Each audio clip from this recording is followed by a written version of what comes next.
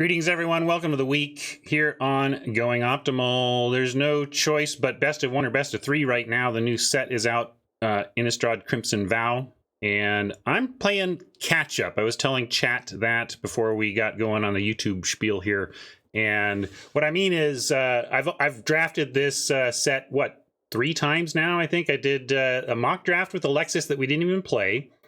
Then I drafted the next day with chat. I drafted on one of my alt accounts, and then we did Gauntlet on Friday, and I didn't draft this weekend. So I think I'm at 4, maybe 5.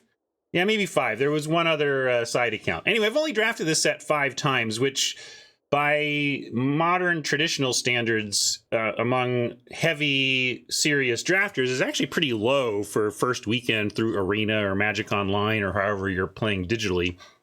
And so this is where conventional wisdom comes into play for me. This is where I really start to try and listen to chat a bit more.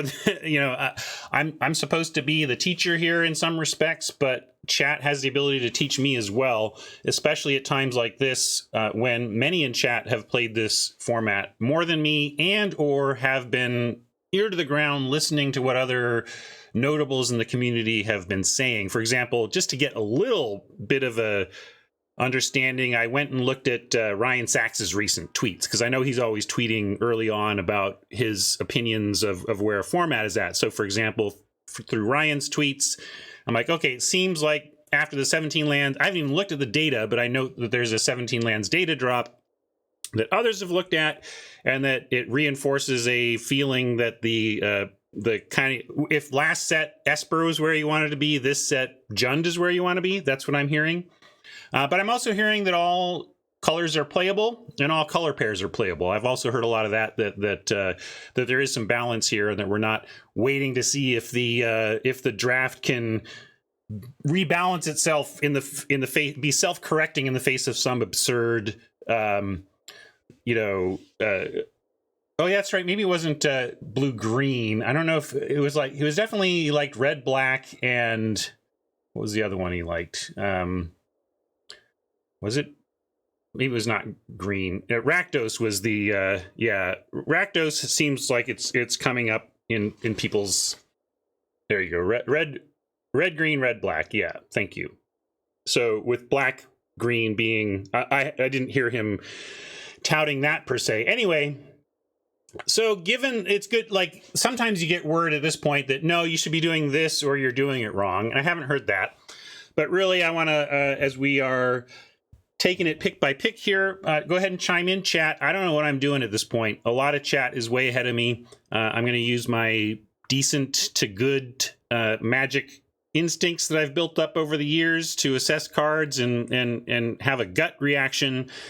But I think it's the beauty of this game that our gut reactions based on decades of history playing just aren't always correct. One thing I wanted to note, Alexis and we did a mock draft, and then the next day I actually got to play, and Alexis happened to be in chat as well. And something happened where both of us realized we had not understood how a mechanic worked based on reading it. It was only playing it where it really locked in what it was even doing. And that was a really exciting moment to me in the sense of it, like those moments. Oh, like that's what we're still doing this for. And that even despite all of my experience and ability to read a card and technically understand what it does, you still get moment after moment after moment during a new set where you're going, oh, and that's why we're still here. That's what 20 plus years later for a lot of us, that's why we're still here. The game still delivers on that front, even for us long timers. So really happy about that. Someone who delivers on the Magic front that you ought to check out is cardkingdom.com. They're my sponsors. They've been delivering on that front for decades as well. Is it 2 decades? I think we talked about this before. They're in the neighborhood of, they're closing in on 20 years if they're not there already. And I really appreciate them. They've been sponsoring my content since back in the limited resources days. The first person to ever pay me to talk about Magic the Gathering was our friends at Card Kingdom, and I went into Wizards for a while. They didn't sponsor me then, but then I came back out and started making more content, and they're like, "Yeah, we're gonna sponsor you again, my friend," and they have, and I appreciate it. It helps keep me on the air, and especially if you use my affiliate links to do your business with Card Kingdom, that lets them know you got there from here, and is a real metric we use to determine my ongoing status with Card Kingdom and exactly where that line is. So thank you very much for all of you who do that. It's much appreciated. And let's get going. We got over 5K here. I'm willing to spend gems. We'll get into draft view.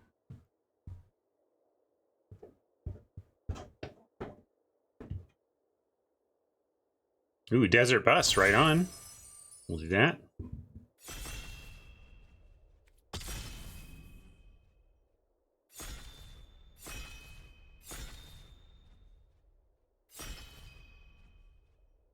Yeah, blood tokens are so minute in their actual mana value that the designers got to throw them around on everything. And in fact, I remember rattling off like the 7 things that are hooks for blood tokens. Like you can do sacrificing a thing, token entering the battlefield, artifact entering the battlefield, drawing a card, discarding a card. There's all of these things that can trigger other things. And I didn't even mention the most obvious thing, synergies for it being just a blood token. There's all these things in the format that care about blood tokens. That's just like the 8th thing that you can hook into blood tokens. So they're almost worthless from a mana standpoint, but they are the loadest bearingest thing in the set from a design standpoint. Dreadfast Demon, 7 mana, 6/6 flying. At the beginning of your end step, sacrifice a non-demon creature. If you do, create a token that's a copy of Dreadfast Demon. That's fascinating. So, sacrifice a non-demon creature. So you just get a bunch of demons, right? Yeah, I was like trying to figure out. I was like, oh, but then you have to start No, you don't, Ryan. No, you don't. Renshank is like, please don't let the clock run out. Like, what if you collapse for some reason? So 7 mana. 7 mana game breaker, but let's keep in mind that if we support this card in our deck, we've got to find the tools to get to 7 mana. Let's see. What do we like here? Resistance Squad is nice if you know your humans. What's this? Flashy, Pack Song Pep, This is build around-ish for take so early. Yeah, Bolt, if we've said red-black, if kind of red-black and red-green are places the heavily invested are leaning, let's take some red removal. I like that. Certainly getting to 7 involves staying alive down low. That'll help with that. Raconteur. Non-creature spell payoff. Trainee, I like. What's this? Dig up. Black, green, clean. Oh, we could do Jund out. Let's see. Search your library for a basic land card reveal. Okay, so you just at its baseline, it's this. Well, that's all it is, really. This is like a common at rare, right? For limited. Oh, for a card. Sorry, there we go. I got, I don't like, it's hard for me to process this thing. But yeah, it does it does help us get to 7, and it's in this Jund trio that we're kind of leaning into.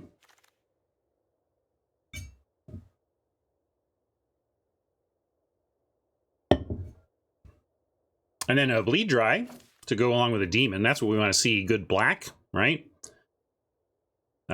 Specimen has been good for certainly that would be a nice combo with the Demon, but Betrayal on the wheel. What's the Betrayal? Oh, Bloody Betrayal. Yeah. When is the sacrifice happening? Beginning of your end step. Yeah, very good. Anyway, we'll take the Bleed Dry here.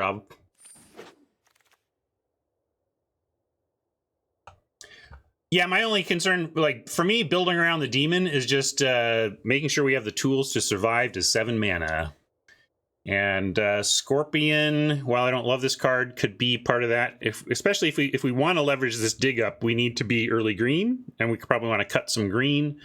This wolf is pretty wolf specific. Other than that, you're looking at a grizzly bear. I mean, I guess it counts itself, so it's a little better than a grizzly bear, even if you have no other wolves or werewolves. But certainly, I'm going to take the Scorp here.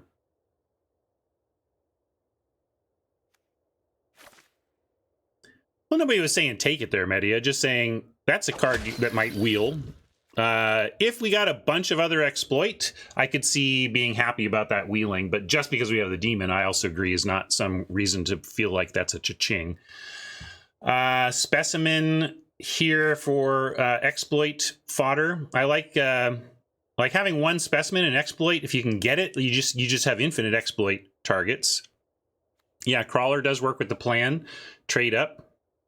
You like the bat, courier bat. Maybe in a sense, I'm comparing this to the last bat, which I didn't like. Creature. Oh.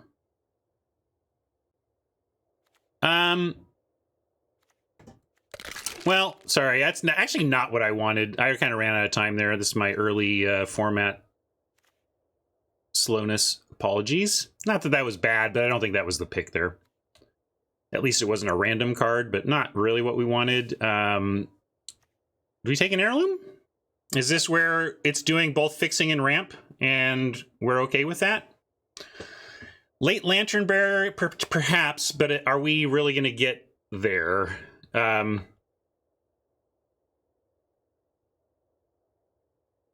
going to take the heirloom because, yeah, the second ability, the exile card from a graveyard. I think you're right, Rob. There's a lot going on where that's a good ability. Yeah, I'm hedging towards giving us the ability to splash, and given that it ramps us to a demon, that's why I decided to hedge there. If we didn't have the demon, I don't think I would have taken it on that hedge, but it was getting to this that seemed good. Mulch. Hitting your land drops is how you get there. And again, I'm with the game. Like, I just don't, if some of these fall in our lap, that's fine. I'm going to take the mulch.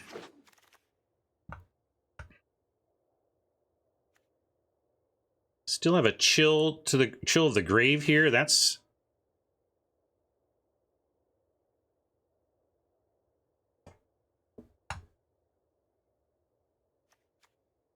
yeah, we're not necessarily doing 3-color or playing this, but it's what I hedged. Yeah.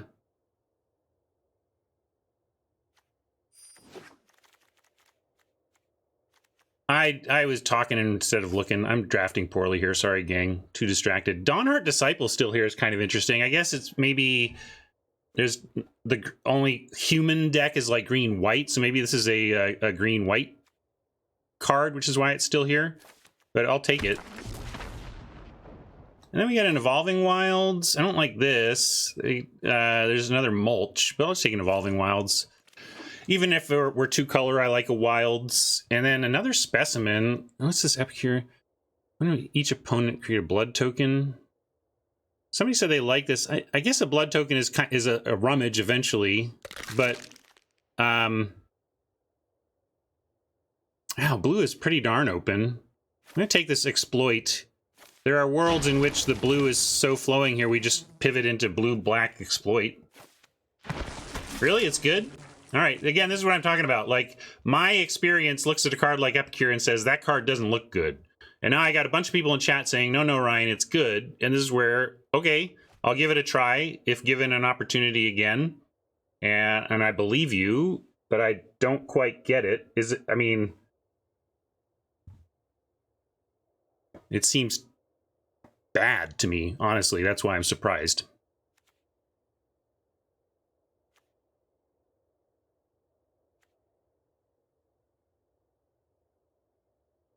We like the Scavenger. This is another card that seemed bad to me, but maybe it's okay in this deck. Really? Yeah, see, this is what I mean. This is where I'm behind on conventional wisdom. I looked at this and was like, I'm already complaining about paying 2 mana for Death Touch on the ground. In my opinion, like, Death Touch on the ground is supposed to be 1 mana. So I feel like 4 mana for Death Touch on the ground, we like that? We like that? I don't understand. But I'm willing to understand via play and via trusting people who've tried it. What is this? Oh yeah, this one. This was played against me in the gauntlet on Friday and was very good, and really solidifies me wanting to be in kind of base green black, I guess. Yeah, math. It was math. I believe that's the sound of my daughter leaving to work and my dog deciding that means it's time for him to bark. Kind of looking at the blossoms. Fixing Ramper. Again, Demon. Now we even have a Sunrise. We can go Blossom into Sunrise on 5. What else? I like the Sharpshooter. That's been good. Oh, a Braid is here. If we're going to splash for red. A Braid. But let's stick to the black-green base here. We don't need to splash, but more and more we're getting the tools. We now have Weaver, Evolving Wilds. Mulch is going to help us find some random stuff. Heirloom if we want to play it. So, yeah, and at night it makes 2. Great point. I mean, I'm happy with this in the deck, even if it never got to the night side.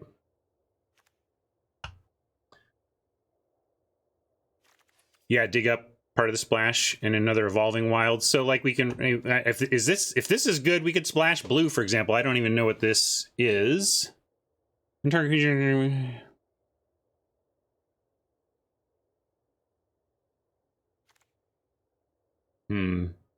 Yeah, I guess I'll hold the wilds for now. This doesn't seem like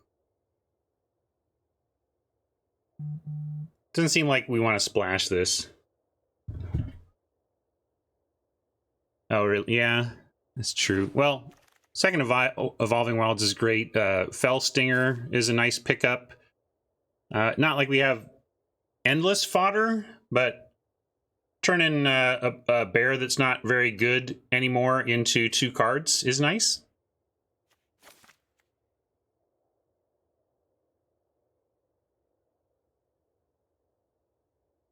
Which card, true? Was it that rare? Honestly, I had a hard time processing that rare in time to make a reasonable call. Oh, Fellstinger, yeah, I don't need to...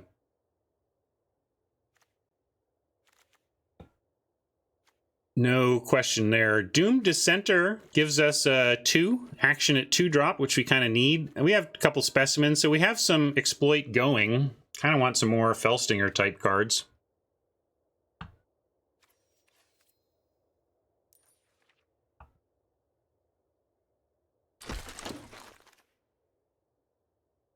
Another splashable card that I don't know. Whenever a frog you can, so we got a Hill Giant, and whenever it or another frog you control attacks, mill 3 cards.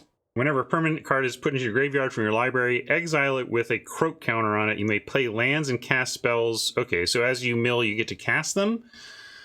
Let's just take Bat. I'm gonna stick with trying to be 2 color here. Mind Leech Ghoul, I like a lot better. Like, when I said I like this card, ooh, but this is also great to exploit. But we'll take the one that's in the color we know we're playing. What's this one? Oh, this is more card drawing, but I like a 2-drop exploit. Especially, we can specimen into the Ghoul. That'd be nice. Egg does seem great, but I'm going to continue to look 2 color if possible. But I suppose Mulch, there's nothing here we would splash if we were splashing, so we'll take the Mulch.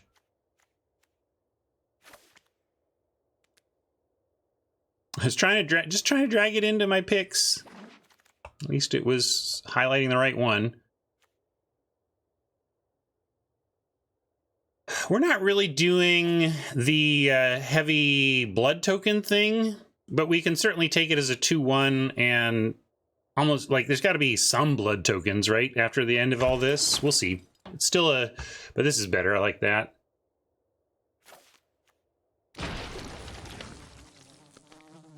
Blue pretty open. The throngs are going around.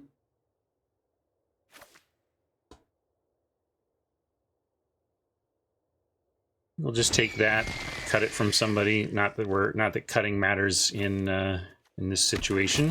I feel pretty good about the end of Pack 2 state we're in. We're going to get there to a reasonable green-black deck that... Now we get a hero. We get to add a Hero's Downfall to the pile. That's pretty sweet. Maybe a Rot Tide will wheel for us. Sometimes it does, if nobody's doing the exploit thing.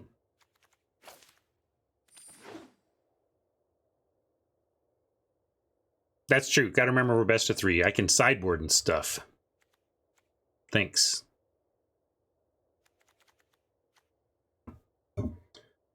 Coffee. I think there's still some left in the pot upstairs. If I get desperate, consider it. This is not good. This is interesting in the exploit deck. This would help the blue splash, but just a bleed dry is going to be just fine.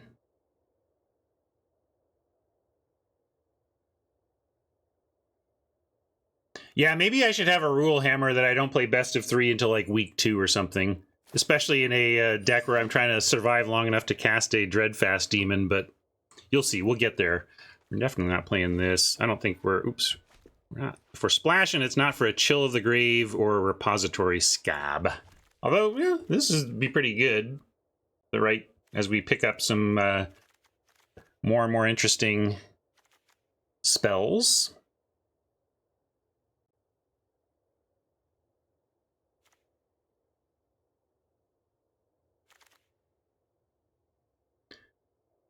Well, this is often the type of thing you're willing to splash. Are we splashing a Planeswalker?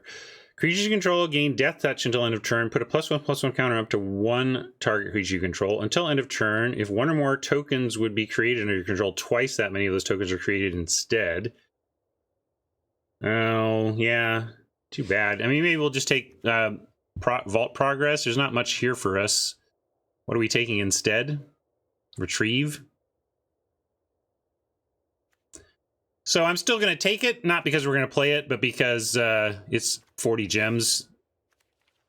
Maybe it can do something in Constructed. I don't know. But there was nothing there for us, so let's do that. Another Ghoul. I'm going to reserve that for now. We can also take like a Flourishing Hunter. You know, we've been working towards this demon. We don't have much else at the upper end. And Ghouls came late in Pack 2. So I'm going to go ahead and take some extra beef. This is about filling out the jobs of the deck, right? If you covered up my deck and said you're in green-black and you don't even know what pick it is, I would take the Ghoul. But as a what the deck needs question, I think Hunter is a better answer here than Ghoul, especially given from what we've seen, we might wheel that Ghoul.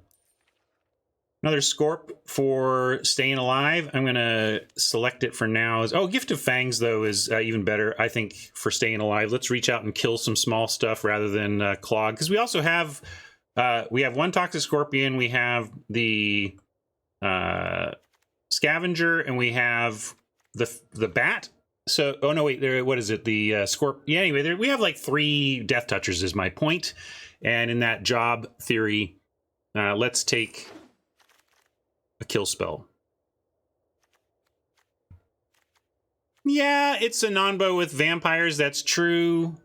We might even have our own, though. Like, do we have some? We could flip that around in some cases. Blood Fountain or Snarling Wolf. Yeah, I'm still... I don't think we're splashing, although that's interesting, too. It's just card draw, though. I think we're kind of doing that. Blood Fountain is the card draw I think I want. Yeah, that seems fine. Another of the Scobs. Jeepers.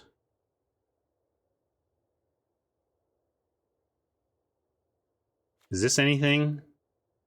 This feels like such hard work to get to a medium result. I think I'd rather take... I'll just take another mulch. I don't know if we play it, but I think we're never playing 3 mulches, but not splashing the uncommon. This we're not playing. I don't think anything here plays.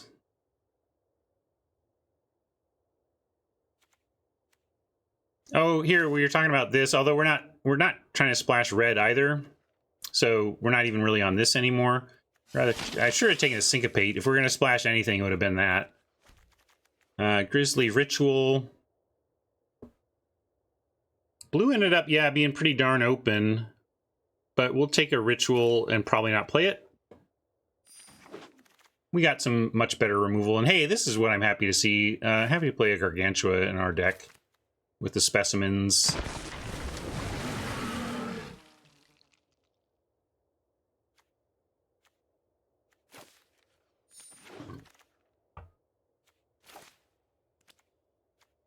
More mulches. None of this matters. I mean, I guess I'll take that, but none of it matters.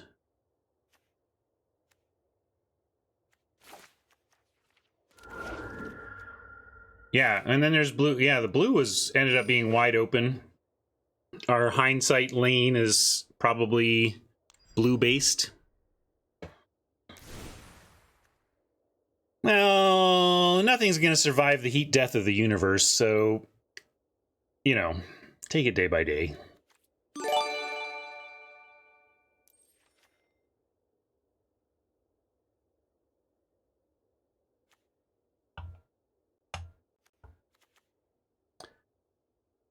So speaking of blue-black zombies, before we build this deck, I want to get your opinion on something.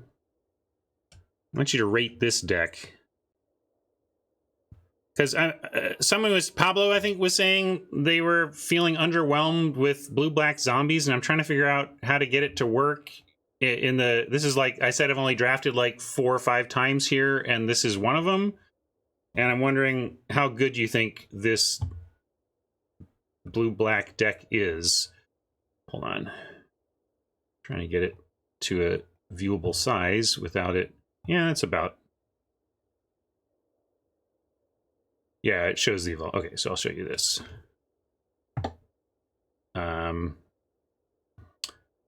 Over here, at the end is Rot-Tide Gargantua and an Evolving Wilds. So that's the stuff covered up by the chat. Everything else you can see.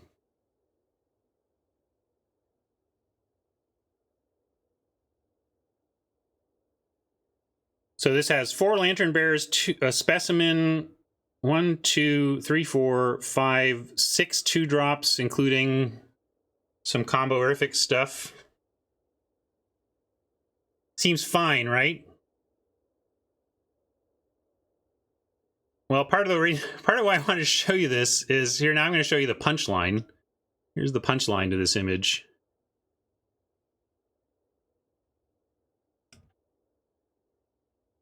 That deck I just showed you was the end of pack 2. We are at pack 3, pick 1. Do you think I found an open lane? I had a fine black-blue sacrifice deck by the end. Anyway, but yeah, it's still, I think I'm 1-1 with this deck or something. Maybe I'm better than that. I can't remember. But if we have time today, we could hop over and try playing it. But yeah, the end result ended up, we got another Skull Scab. We got another Bleed Dry. And another Ghoul. Like, it was just, it just got even better. But anyway, let's go back here.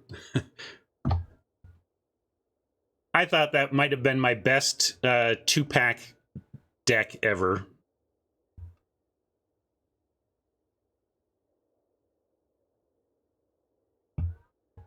All right, now let's do the real work of the day. Cut cards. Yeah, mulch you want when you have a really good shot of also putting value in the graveyard, right? So I drew 2 lands and put 1 flashback spell in the yard. That's like the dream. But I don't think we're living that dream with this deck. And I don't know we need the heirloom. We're just going to try to get there via control, not... although that immediately... Now we're if we do that, suddenly we're short playables. So maybe it does need... something in that realm. You like one mulch? One mulch could be fine, I suppose. I guess it's mulch or heirloom or what, you know, or if it's a third color, because we don't need a phalanx. And Grizzly the Ritual seems, I mean, I guess you could run that. But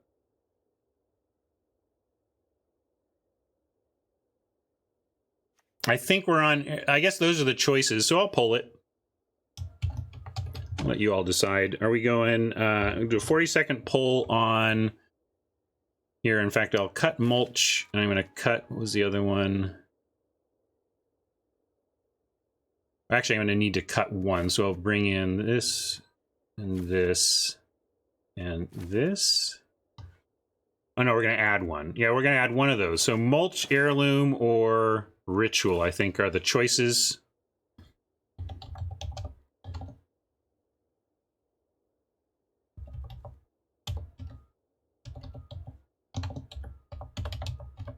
I'll put other in case you think there should be an other. Hopefully I spelled things correctly. Check my spelling. I think I got it. So this is what to add. We got one slot left.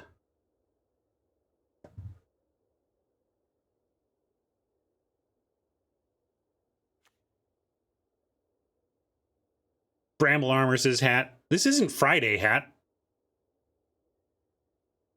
We're all on the same team here.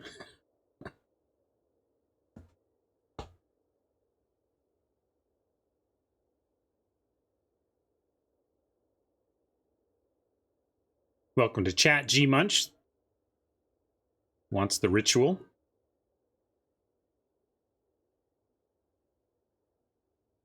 Heirloom and ritual. So it leaves to me, I guess we could rerun it. I'll do a quick we'll do it ranked choice voting here.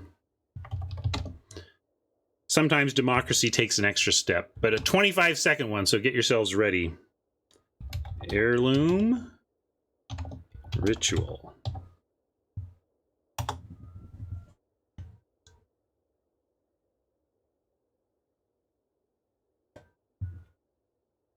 And we might mix this up. We can revisit this choice later and try some of the other, maybe at least try these two since they were tied. But we'll start with wherever this lands.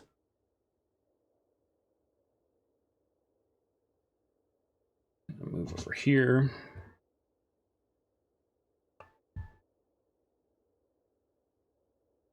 Ritual it is. All right. Clunky removal. Get there.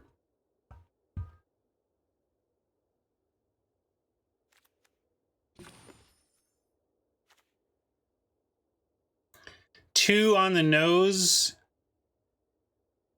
But we can make a joke about cutting the mulches.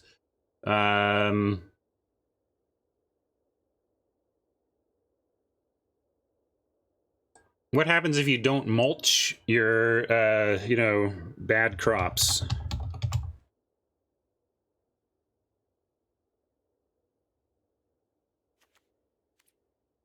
Bad harvest.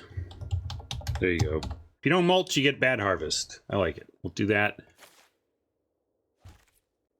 And 8 and 7, and then Scully's wants to know sleeve options. We've got some of the fancier ones include the Flaming Chandra. Of course, we got the sweet Year of the Rat sleeves, Soul Ring, favorite. The Lightning Bolt, it's pretty sweet. Black Lotus represents the first shopping trip chat got off me for beating me up in the gauntlet. I don't even know what that's about, but it's ominous. Book of the Dead thing going on there. And then down here, the latest shopping trip. Well, this was the latest chat win shopping trip card. This was kind of a splurge. You could do, while it's still pumpkin oriented, cool bear. Anyway, there you go. There's your main choices. The shark. You got it.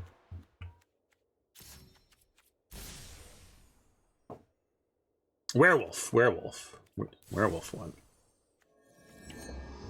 Scullies, you're like my daughter. No, wait. Is this the werewolf one? thought that was a bear wolf. You know, I guess that's a werewolf. Must be. What's up, Siriana? Welcome. Do we want 2 Evolving Wilds? We're not splashing. And I'm not even sure we want to thin our deck of lands, given us trying to get to 6 and 7. So I think 1 Evolving Wilds. Also, there's not a lot of... I mean, there's Hero's Downfall, but if we end up having to cast that later, that's probably fine.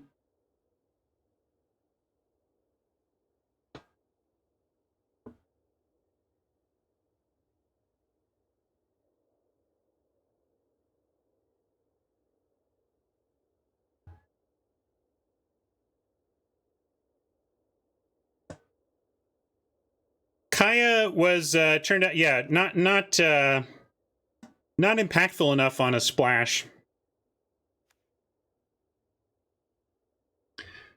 It's close, DJ. It depends also on what you're trying to do early, and we are trying to go Specimen into Ghoul, and Evolving Wilds as part of your opening land salvo denies that sequence.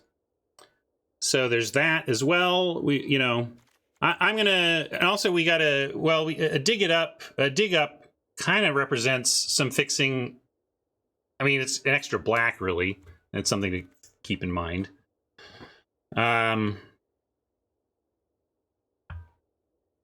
Here, I'll do it this way for now. Not playing a second Evolving Wilds is not jumping through hoops. I pushed back strongly on that characterization of the decision. It is simply saying that ETB tapped is a real cost. The thinning your deck of lands is a pro or a con depending on your situation. Okay, fine, whatever. Like, forget the Specimen Ghoul curve out. The point is we have 1, 2, 3, 4 1-drops that we want to cast on 1, and 1, 2, 3, 4, 5, 6 2-drops that I wouldn't mind casting on 2. I'm not. This also kind of reminds me of, you know, I say it a lot that when something seems pretty close, it's probably not that impactful to your win percentage, and I think that's where we're at here. I don't think the second Evolving Wilds versus 1 Evolving Wilds is a huge mover of the win EV needle. So I'm going to go with my thing and move on, but acknowledging that I think it's pretty close, and we can change later if we want to try both sides. But I'm going to start with my plan and split it down the middle from here.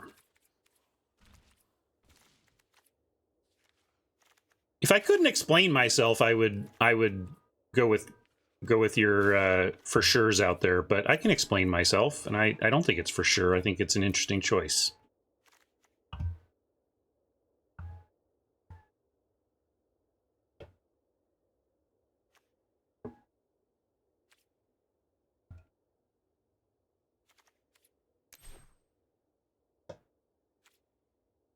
All right.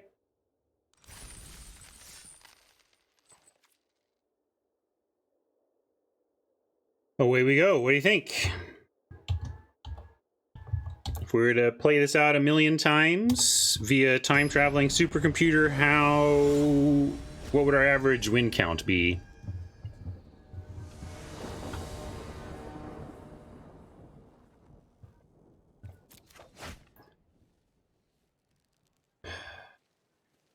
Yeah, we'll keep... We have a 1 and a 2, and we have the mana to downfall and bleed dry if we just get a little more mana. Need something by turn 3. Good shot at that.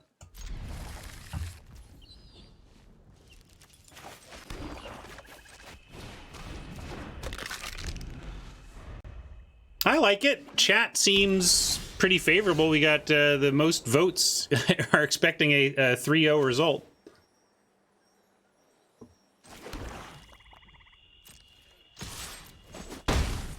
All right, now we need that land. Of course, we'd love to see an Evolving Wilds or a Forest, but we'll take any land they'd like to give us here. No such luck. And our cards are not good against this, so right now...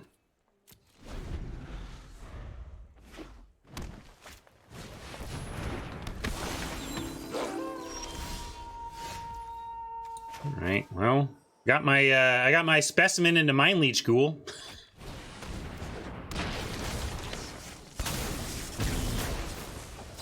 I was afraid we were going to flip the Recluse based on discarding down to hand size.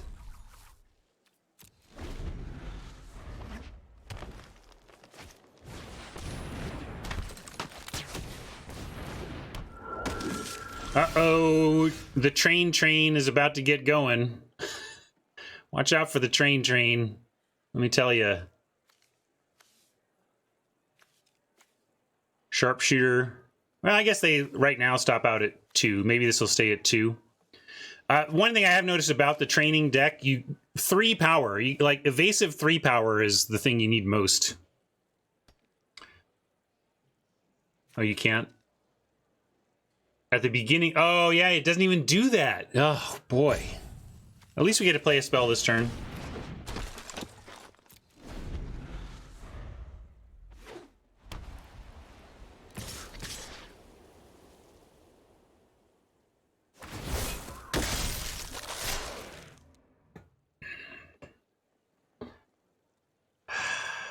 Boy.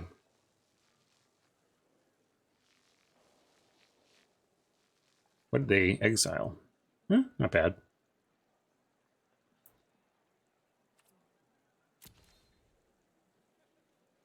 Reading the corner explains the corner, Rob. Almost timed you out, but I'm gonna... Hat would just let you out of the cage immediately, so I'm not gonna bother.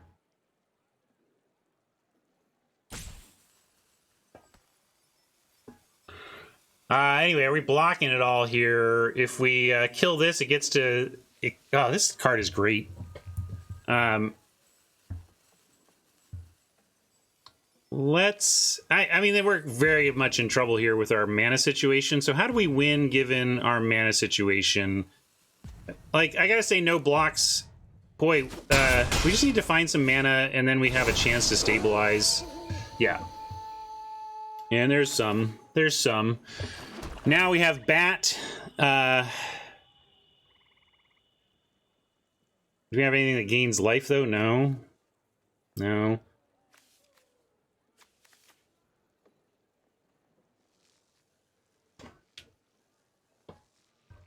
Well, maybe bears just aren't as good in the format as I think they might be. You know, I'm always wanting my bears, but sometimes they're just not that impactful. So maybe if the bear side isn't doing enough, the flip side is too costly. I don't know.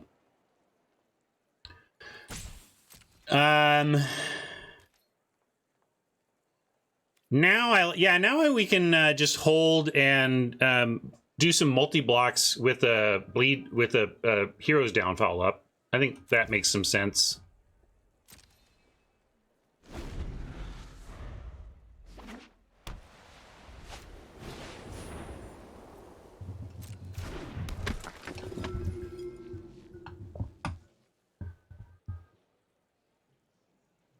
Yeah, that's true. We can also pull that in hand if need be. But let's see. We've got this thing. Well, let's see how they attack. It starts there. I guess, well, I didn't think, because if we didn't want any training, I could have picked something off pre-combat. But I still like the idea of messing with blocks.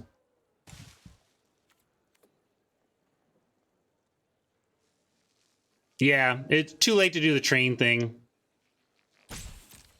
But I should have considered that more carefully. Do we want to do a double block here? At this point, probably. We're way behind. We need to make some trades and hope that drawing land and dumping our hand catches us back up. I mean, we're at 16. We can still just take some more damage, but this thing needs to die eventually, right? Yeah, we're a land away from flipping it. Wait, how are we flipping it? Where are we looting or whatever? Making blood token or something?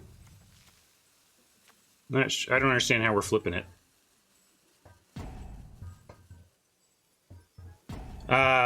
So given that's what I was hoping that we would flip it, but I don't see a flip happening.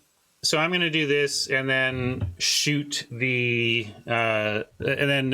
Hero's Downfall the 3/6. And they might do something here to make me want a Hero's Downfall the Werewolf instead. Got one card left, but no. Do this.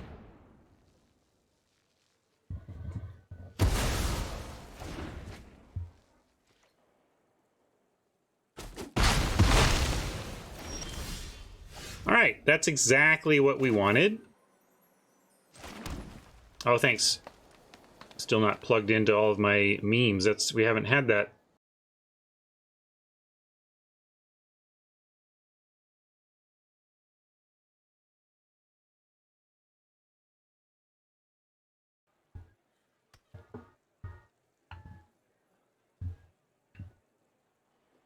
Well, we can bleed dry the Geist as the plan for that, because it exiles, right? So maybe we try to get them to Voltron first, like play like the Scavenger. I think we just drop Scavenger here, though.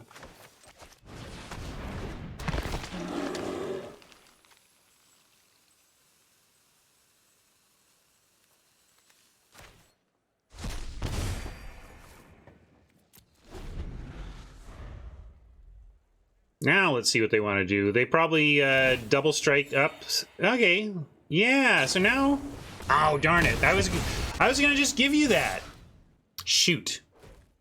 I wanted to take that trade so that we could then follow up and bust up that Geist. But yeah, we can chump and at least know we get something out of it. We don't have any. We don't have any exploit in our hand anyway. And this is a big smack.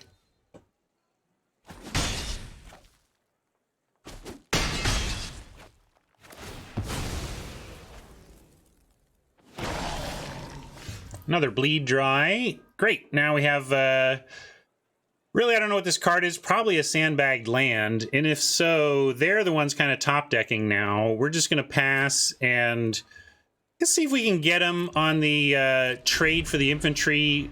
Ideally, we trade our zombie for the infantry. They go to put the aura on the Geist, and then we get that. We can also just bleed dry the Geist now.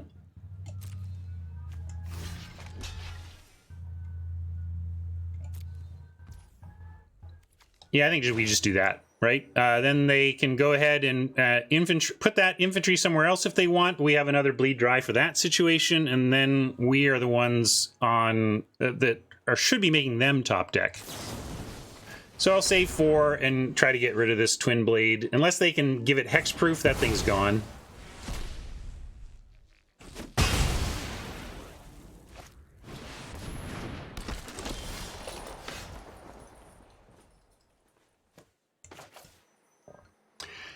You say it doesn't matter. It might matter, and that's just fine. Like, wherever they put this, we're going to get the second thing anyway. It just seems fine to me.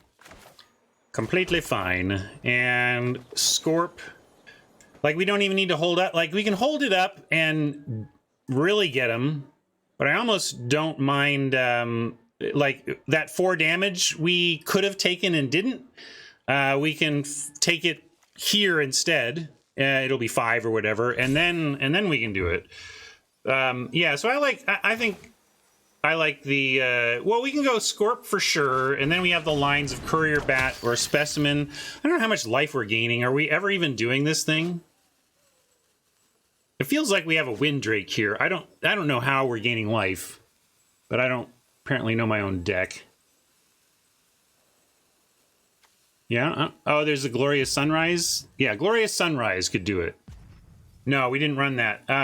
So, yeah, I'd rather get going in the air. I don't want to bring the Specimen back. I want to... and also we make it daytime if they got any other creepy night creatures over there.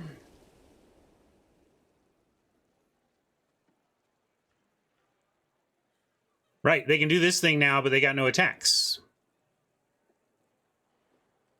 Mainly, I gotta watch out clock, too. This is where they got 27, and I'm already down to 21. So, come on, Ryan. Yeah, so we'll take either one. This is fine. Let's take the Cloaked Cadet, I guess.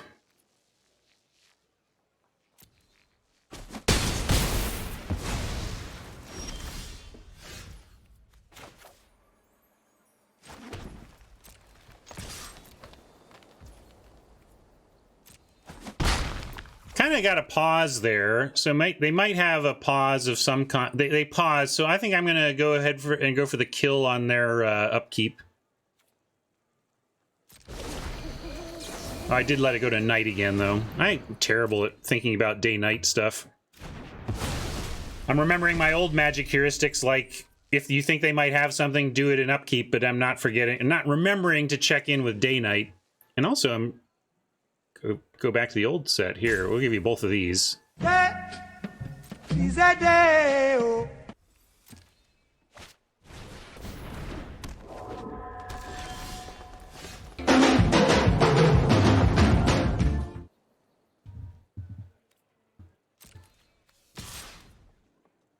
mean, what am I going to do, Hat? It's part of why I run out of time, right?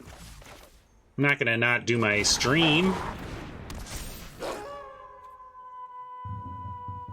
That's right, yeah.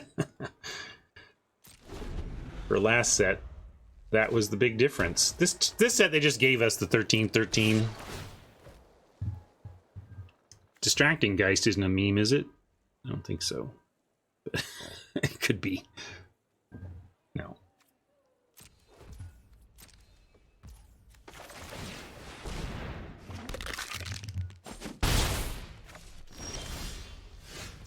All right. I'm going to do this now in case they have some destroy attacker removal. Get our 4 life. More pausing. So it feels like something in their hand is... There we go. Now we understand what it is. Still get our life, though. Interesting that they had the discipline to wait to kill that thing as opposed to picking this off. They must have just drawn it.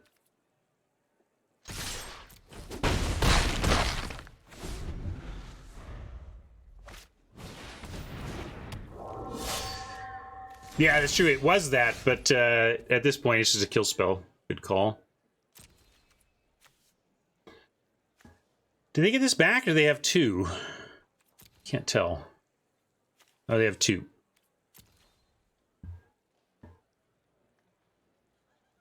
Oh, Media's just joking. Media knows. Definitely bat. If we send this, they get 2, 3, 4. But we kill it all. They do 3 points. Yeah, and we just leave the specimen back, right?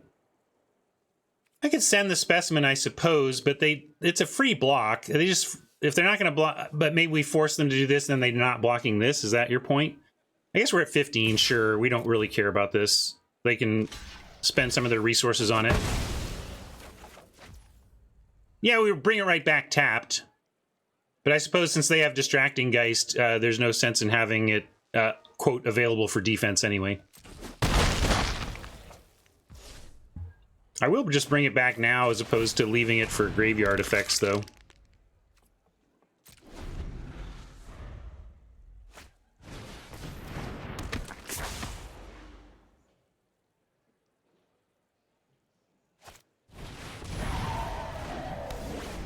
Is this whenever oh, it's the other side of that Geist, right?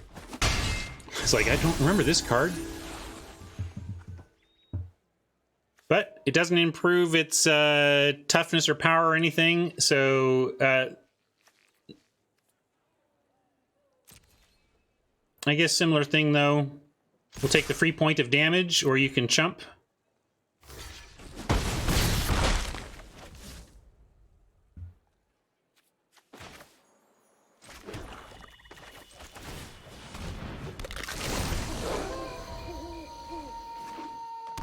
Oh, that doesn't count as casting a spell. That's funny. A lot of the skeleton cards bring it back to your hand for recastings, so that's just a little interesting design knob.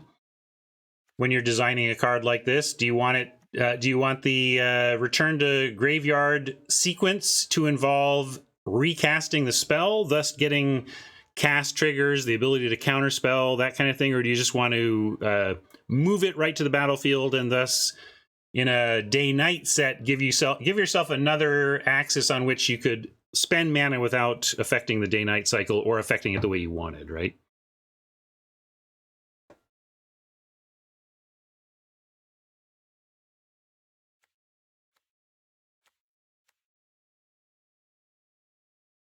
blood, yeah, rummaging loops. Wouldn't be that. Would it be broken though if you? I mean, it's all about what you charge for that, right? I mean, you could certainly make the mana on those activations make it so that it's not busted, but the day-night impact of having something to do without casting a spell is pretty interesting reason to do it that way too. We're talking game design. Let's talk sideboarding. We're playing best of 3 here. We're up against white, green, human Coven, which is effectively training, right? You need them at different levels. What do we got for that? Like nothing. That's the thing. I had a poll to figure out what we were stuffing into this deck. All we could do is re-experiment with which of the extras we're playing. We could try an heirloom. Want to do that? Sure. I mean, I don't care. Like these are. Here, we'll do this too. Why not? But I want. See, this is what's awkward. It's like I want 8 swamps so I can do this stuff, but I want 8 forests so that I can do this. Ugh. But I'll go like this. I think 8 swamps to get the first turn, 1 mana is more important. But we don't have anything else to do, so we'll do this. Yeah, that's true. Heirloom is an actual legitimate, thoughtful sideboard choice if you pretend that you thought about that.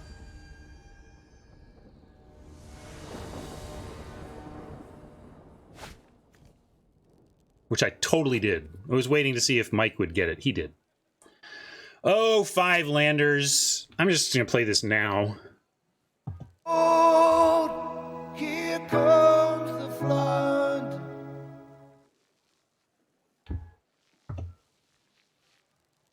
And keep.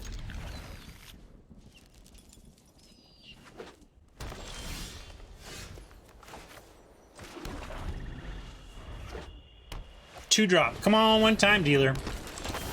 Oh, ouch. Especially rough to not get a 2 when you got a stinger. I think so. I just haven't done... this weekend was so jam-packed I didn't really get to any of that. Okay, we're going to do Weaver of Blossoms now. Great. I'm glad to have something to do on 3 besides the stinger. I would really like to get value here if I can. And here, but you know, that's the thing. These exploit creatures are just not very impressive if you're not doing the exploit thing on a nice expendable.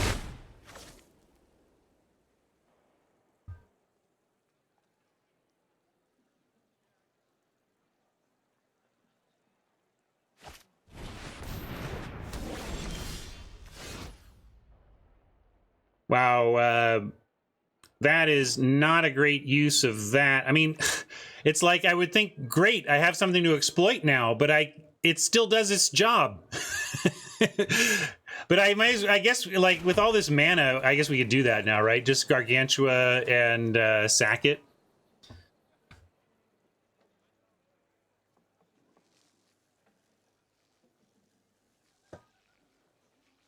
Yeah, maybe they just didn't want it to flip to go to night. That's interesting. Yeah, I don't know if we expend this now or not. We could stinger it now and maybe get some more card action.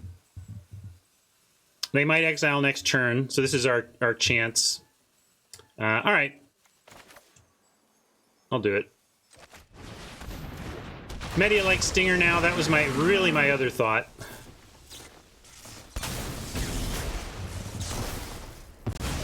But that's a pretty good turn right there. Doing that on turn 4. Pretty good response from Oppo, but I like where we're headed in terms of the attrition battle here. We've been pretty rewarded by not over-flooding. You know, we started on a 5 lander and have only drawn 1 land, so I noted Magic Gods. So easy to remember the times that the 5 land just auto floods you, but we've gotten very nice draws given our 5 lander.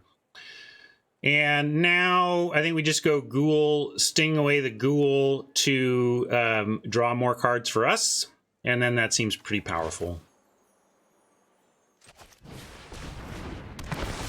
It drops us to 11. That's not nothing, but I think with our double bleed dry, we can get there from here.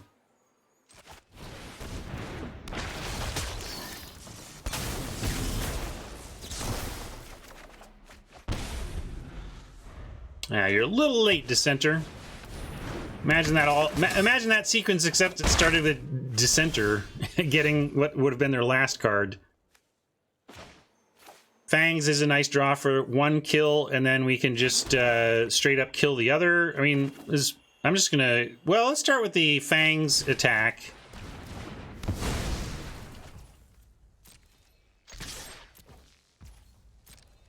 And then, yeah, given where things are at, us at 9 now, and trying to catch up in the race, I could bleed dry while shields are a little bit down, or do it in their upkeep again, just to make sure nighttime is like, we have things that... again, I'm actually remembering it now, thinking about day-night. I guess we want to keep it day enough that I'll go ahead and bleed this dry now. I'm not worried about anything specific, Mike. I'm worried that I don't know this format at all, right?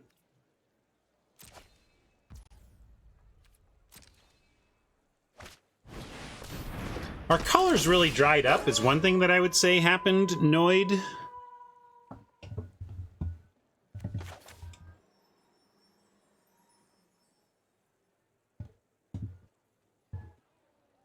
Oh, the Fangs, that's true.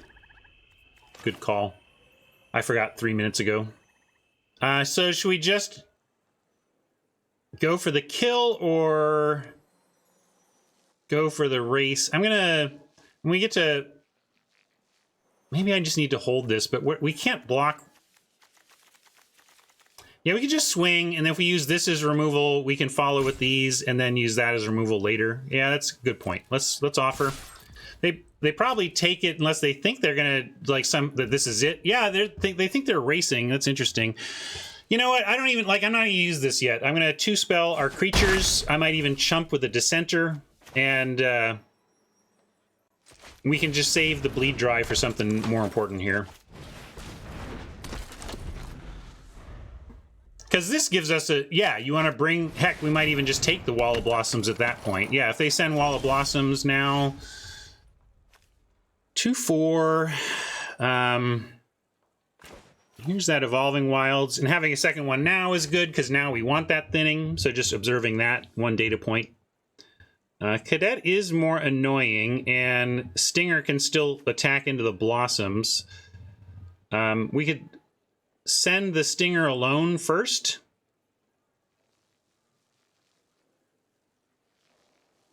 Hold Wilds for blood. I guess we're making some blood, but not much. Where are we making blood tokens? Are one of these do it? No.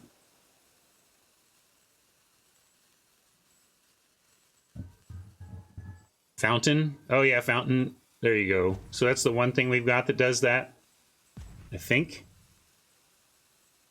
We can hold it, at least. That's fair.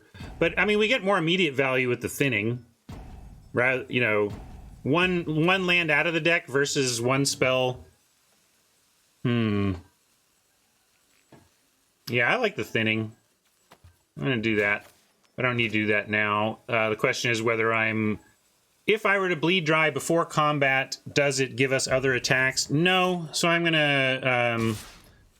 yeah, but so is holding a land for one card, right? Thinning is pretty immaterial, but so is holding a land for one possible future draw. I don't know. Exactly. All thin edges, again, probably... the thing that probably matters more is the minute and a half of clock I used trying to figure out which of those got me some tiny percent.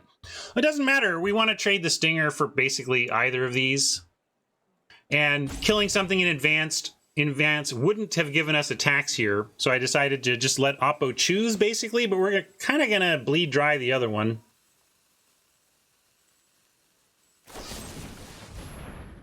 All right, so now it's a little bit more of an interesting race, but I think I'm going to do the thin.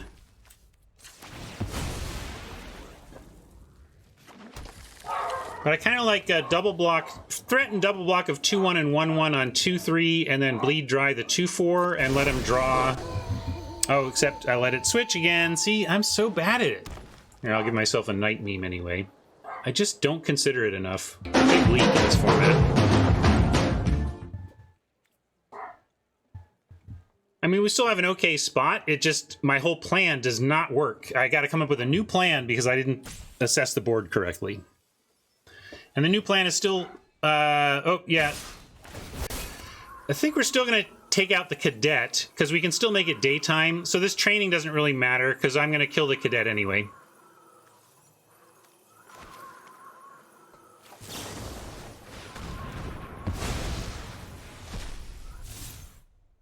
This at least got them to attack both. And now, yeah, we don't have the double, but I like doing this, chumping, and then we get 4 power that we could use to threaten a trade here. And with a land draw, maybe we do, but let's check the race. They're out of cards, we're out of cards effectively. We drop them to 10, and then it's 6, 6, 3, 2, dead, we lose. So we can't win the race if nothing changes, so I'm going to stay back and threaten that double block. You're going to race for 1 turn? Yeah, we can race for 1 turn. We're not dead next turn. That's true. If we outdraw them, we might, especially if we do find our blood source. This thing is bad in our deck. Like, we just don't have any natural rummage. I kind of like Mike's point. I did do the math, and we can't race with an unchanged board forever, or we just lose, but we can do it once. Media doesn't like it because of flyers. Hey, Mike's the genius because of results. Beginning of your end step, yeah.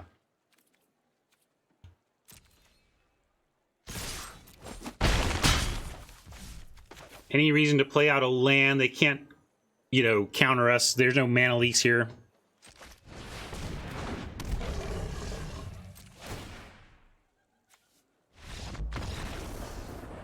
Yeah, Oppo didn't want to keep playing. I don't know why. So you get nothing. You lose. Good day, sir.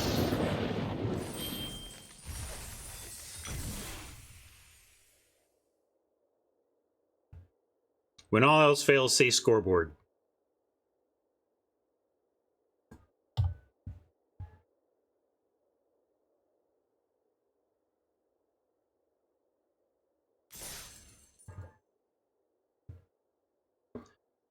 What do I like more?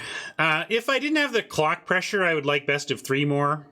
But in the context of how I'm a generally, let's say, deliberate player anyway, as a naturally deliberate player, streaming, running memes, talking through my plays, the clock is just pretty oppressive for me in best of 3 if I'm not. So, but that's on me.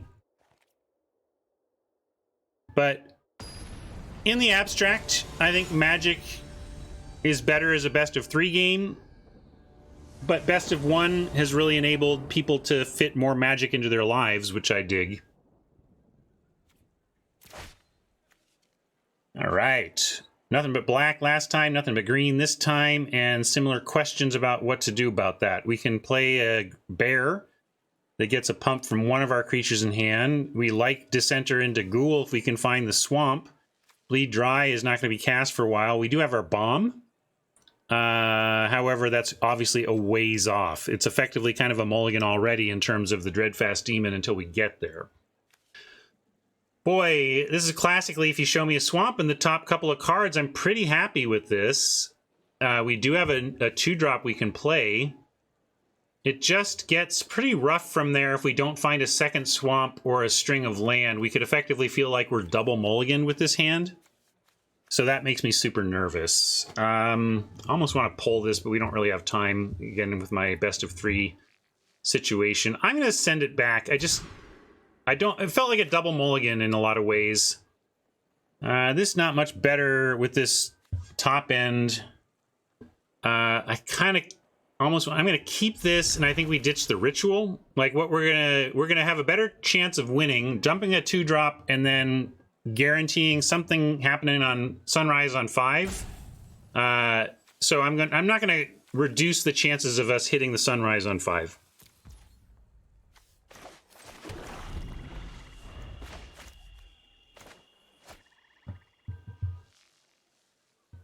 I say, can you dig it unironically? But I was alive in the 70s, so I get to.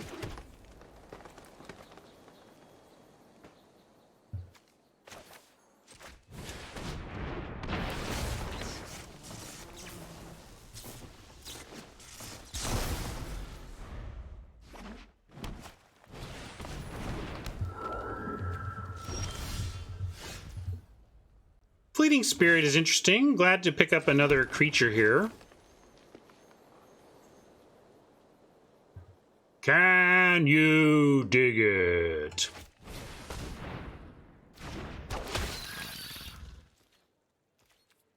Good old useless toxic scorpion ETB. Somebody send me a screenshot when you get legit value from your toxic scorp ETB.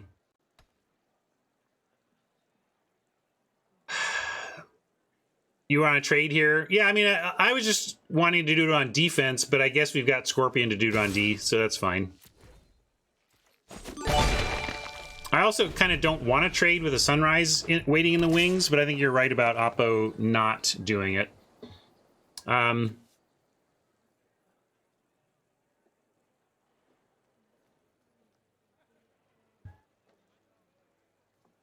It's not about the 2-mana Death Touch not giving value, true, but as a designer, I'm wondering what the... I mean, I guess if you have First Strikers, that would be legit. The trouble is this is a lot of extra words on the card. This could have said 1/1 Death Touch, and reducing word count on commons is a legit design concern. You just want to... yeah, I guess with our Sunrise, again, I don't really want to trade.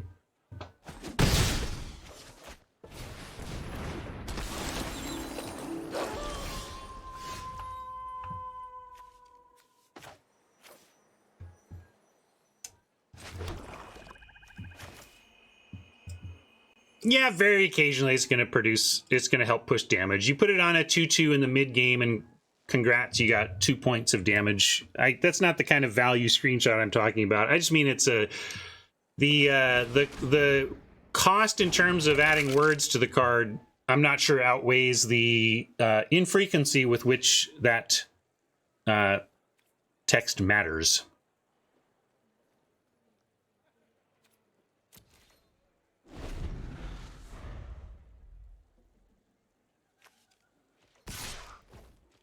Yeah, now we'll take a Death Touch block here. Sunrise, yes, we want creatures because it does +1/+1, but also getting rid of blockers is nice, and this is a trade we got to try and make.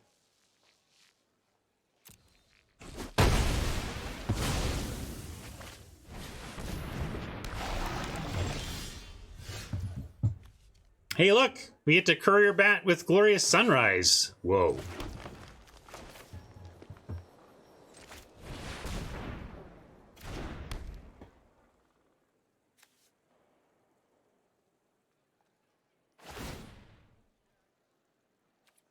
All right, what are we even doing here?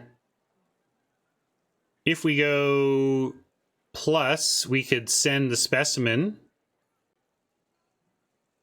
You just like gain 3? Yeah, I guess we're not attacking.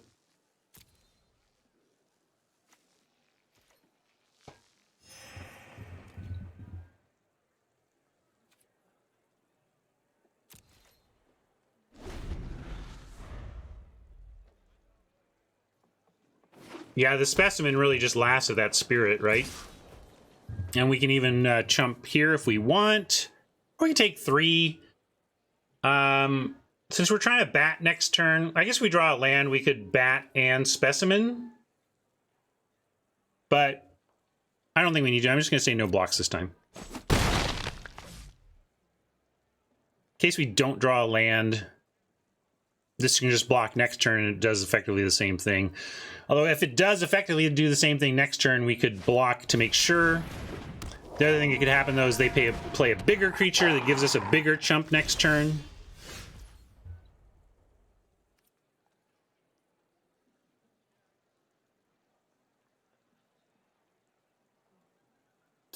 Yeah, let's do the life gain. And then no attacks, and then bat the Scorp back anyway, right? That's all. That's where our turn's going to be.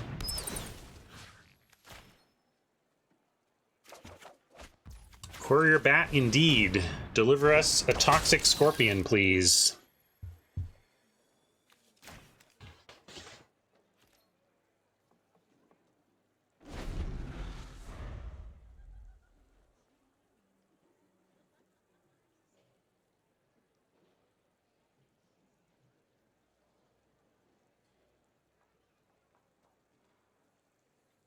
Welcome, East. How you doing?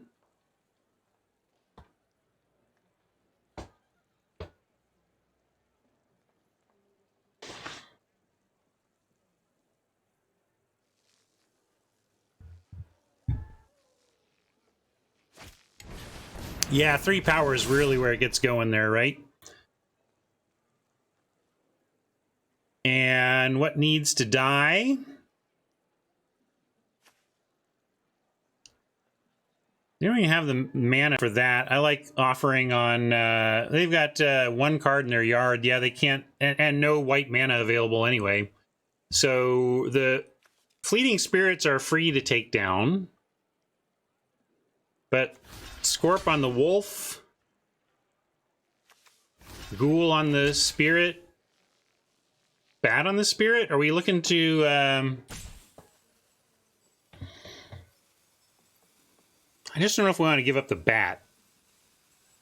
Yeah. So you want to take out both spirits then and not worry about the wolf? Okay. I did it that way because I thought we might block with the bat, but I'm with you on not... I don't want to give up the bat. So let's do it this way. Especially while there's kind of shields down on saving those spirits without pitching cards from their hand.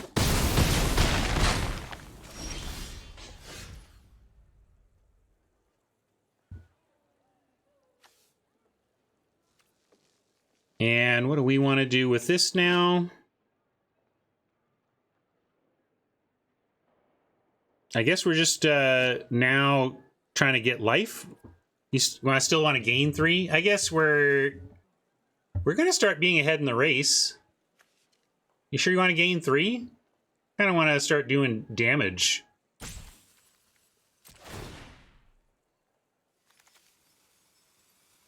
Yeah, we have a chump loop, so I feel like I should be going for damage in the air.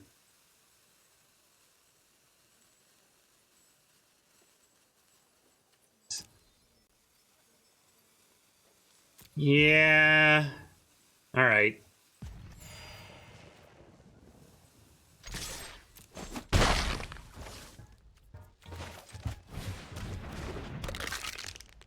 I'm not going to mess around with sandbagging lands when we're trying to cast 7-drop bombs in the deck.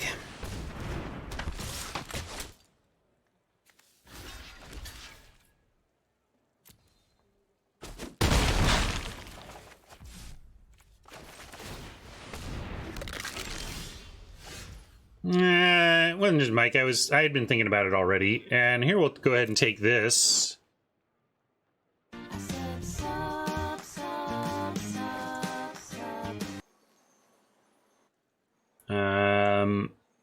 Don't have attacks really with the bat. I like that we're going to get a ghoul back that we can sack our specimen to, kind of putting it on Dark Cloud to spend their next turn exiling that specimen.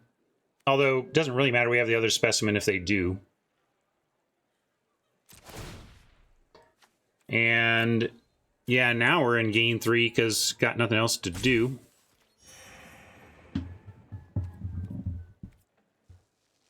That's true. We can get bat back, do some double blocking.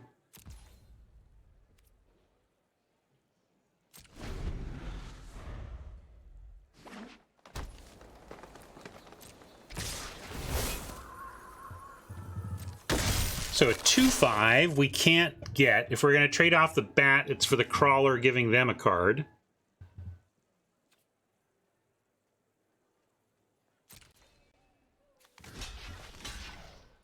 And I want to activate this, but we can still do a chump. get this back later. I think that's fine.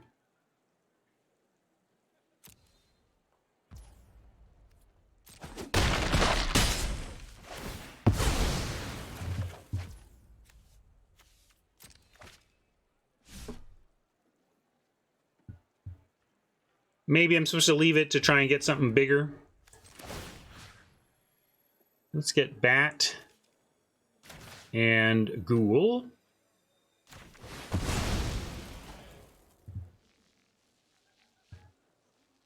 Don't exile my cards. All right. Whew.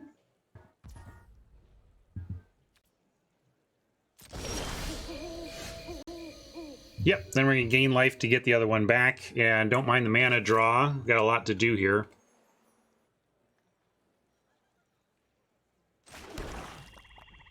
I guess we can start here. Except they can respond with exiling it. Could make him do it. Could also play this specimen so that if they spend the mana to exile this one, we still... Let's start with a life gain. We need that.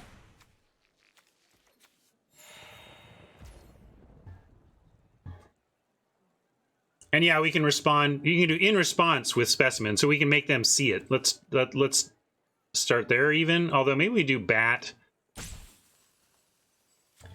Because let's see, we have five. We do Bat. We have 4 extra mana, so we can't do Ghoul plus specimen.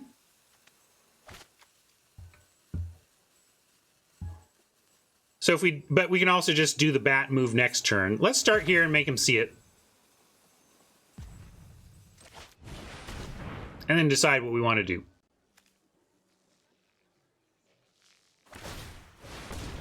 All right, so they saw it. And resolve that. Oh, I thought it would give me another pause there.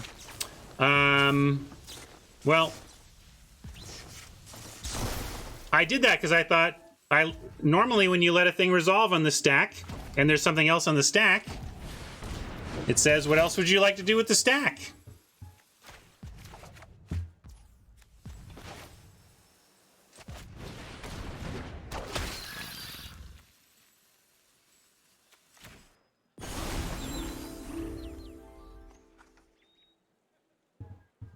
Just need something with 3 power to get going. You'd think in a green deck that wouldn't be too hard, but we are pretty low down until we get to our top end. Like, I don't even know how many natural cards we have that do that. A flipped Weaver does it. But really our low end is not 3 power oriented.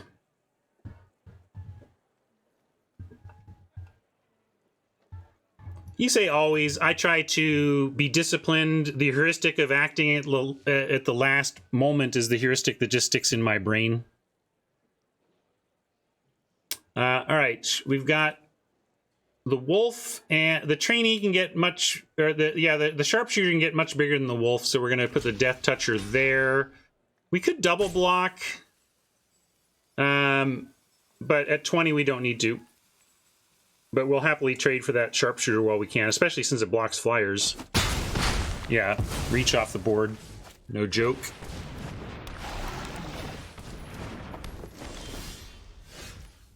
What does this even... Plus 2 gets additional in his first strike. Okay, so it's +2, and then it gets really a lot better if you've got the other one. But it doesn't look like they do. This doesn't reach. I kind of like... This isn't...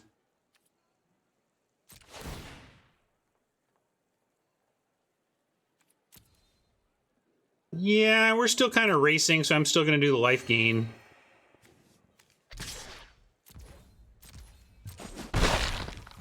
And we can obviously bring the specimen back. The question is, yeah, do we want to kill the wolf or the crawler? Crawler gets on the card, but is dealing more damage to us. But we are well ahead in the life race, and we have a race winner in the sunrise. So let's take out the thing that doesn't give him extras. And also, yes, it's 2-4 in a sense is worse for us than a 3-2.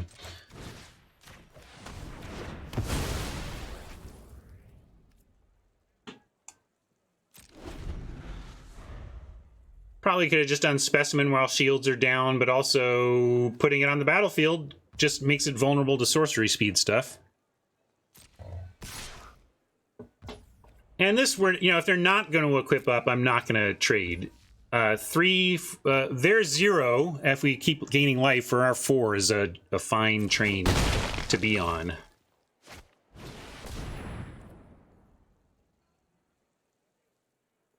No, Griff. Wrong answer, McFly! Batter up! Oh, you also get this one. Where is my rap burglar?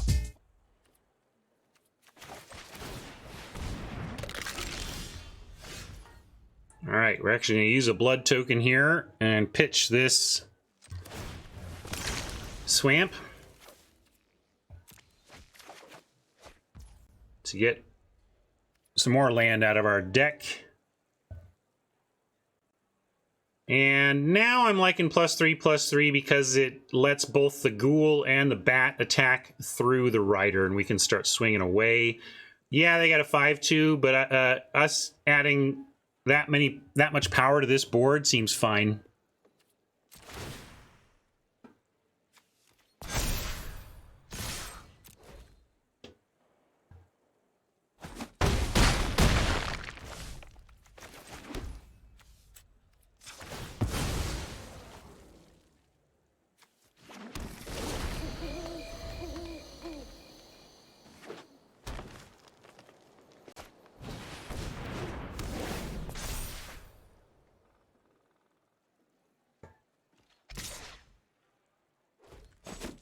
Getting some toughness up in the air is good for Oppo. Let's see if we can find something to... And we got a lot of power. We're just getting a little floody here.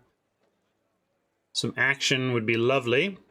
What's our mana count left in the deck? We're looking at 7 lands left in 22 cards. So we're good 2/3 plus to find action. Oh man, Oppo.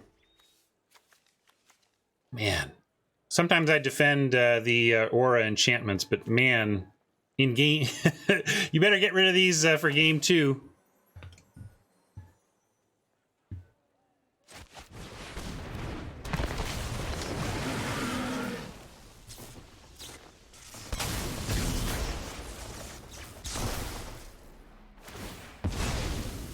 Yeah, we can finally draw a card here if we want, which looks correct since we don't actually have... we don't actually have attacks into this this turn.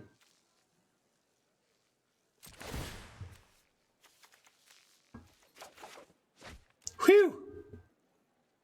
Some of that sweet land.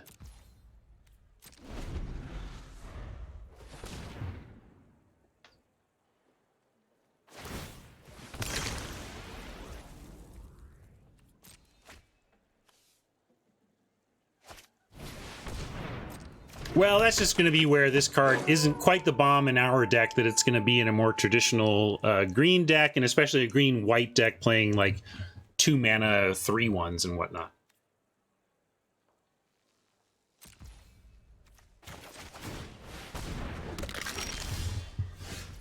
Dawn Heart is not nothing, at least, and are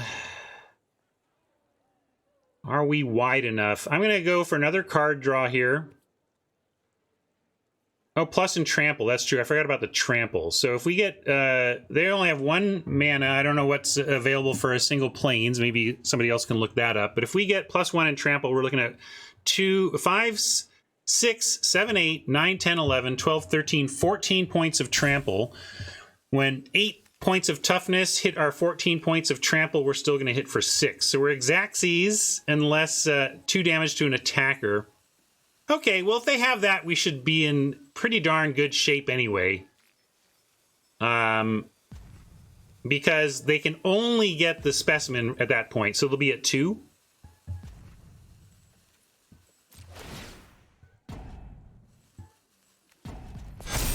So it's probably lethal, and if they have the 1 card that could prevent lethal, then they're at 2. Ha! They had it. They had it, but that might be... That's not good, Oppo. You are dead. You didn't factor the trample, my friend.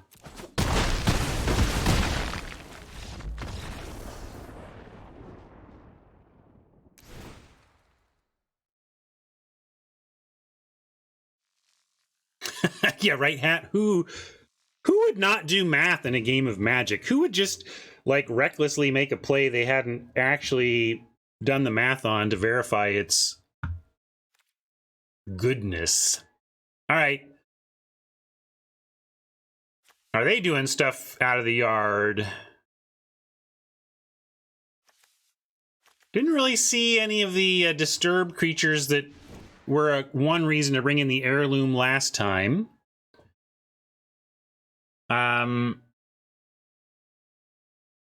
There's that question of second evolving wilds or not. If they're... I feel like our deck has a better long game than them, which again is why I don't want to stumble early. Of course, you can stumble on not having the right colors of mana. I get that as well. But I'm going to stick with my one Evolving Wilds when I'm on the draw against an Oppo who did show some aggressive start potential. So run it back.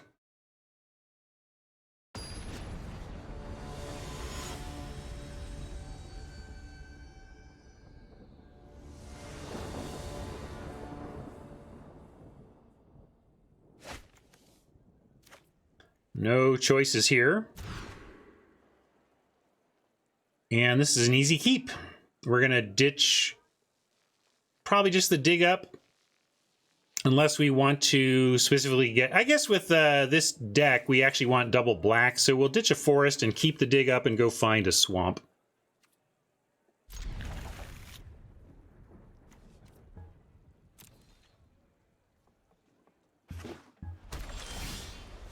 Ooh, Specimen says we could do something else. In case we draw one of those exploit creatures, I'll go ahead and Specimen here. I would play a Ghoul on 2 here if we drew one. And Scorpion on 2, save dig up for 3 is also fine. If we want to have Downfall ready, we need to do dig up now. But I'm content to Scorp and dig up for our draw next turn. Maybe we'll find some 2-drop to play alongside the dig up. Hey, look, we can look. It's value from the Toxic Scorp. 1 point. Woo! Again, I didn't deny that existed. I just questioned whether that's worth all the text on the card. And do we want to offer this trade? We got a lot of removal left in hand. We do have a Oppo Sax removal coming up, so it does make sense to trade as we can so that when we do cast this, we're getting something juicy. So I'm going to do it.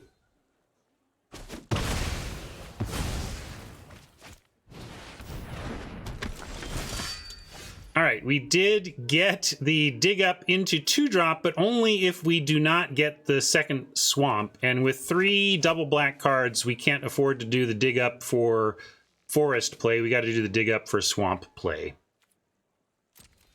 So, gonna send in the Specimen to not be blocked by this Griff Rider and get us our mana fixed.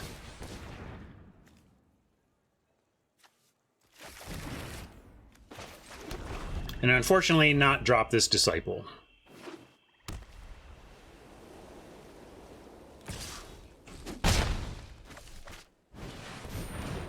Land. All right, land is nice. This thing's pretty real. And we can downfall or bleed it dry. And then hopefully have the Gargantua for next turn. You just want to do the 2/2? I guess it does threaten a double block. I'm just wanting more. I guess well, here's what I was thinking. Trying to, again, clear the board so that we get something, the best thing possible with the Gargantua, but it's not going to work. Right now, we could pick off the 3/3. They'd still have the Griff. If they played something sweet on their next turn, they'd still just have the Griff to sacrifice.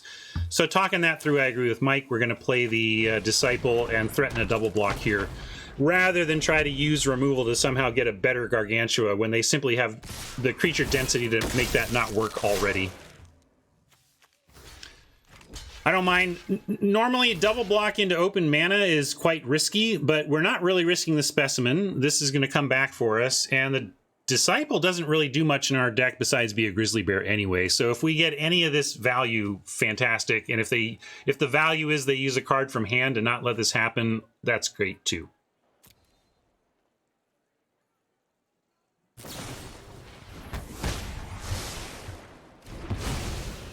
Yeah, I don't mind that. Too bad it's only 1 mana, but we traded for a card. And they gave us a reason to take out that Stalker. Well, looks like I got my wish kind of. Oh, we're short on black. But look, in my head, we were going Gift of Fangs on the Rider and then Downfall the Stalker. And then we actually had the sweet play. We could still do that if we might not. We don't even have 5 mana yet. So I'm thinking at this point, we bleed dry the Stalker. Or, yeah, we can do Fangs and Specimen back, but I don't see why we should take 6 when we could just make it 4 since we're going to kill this thing anyway.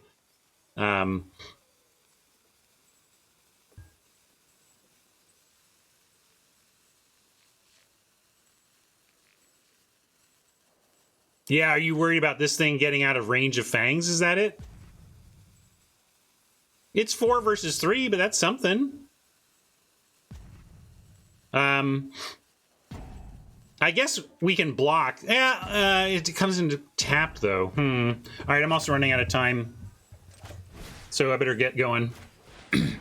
I'll do what Mike said, because I'm running out of time.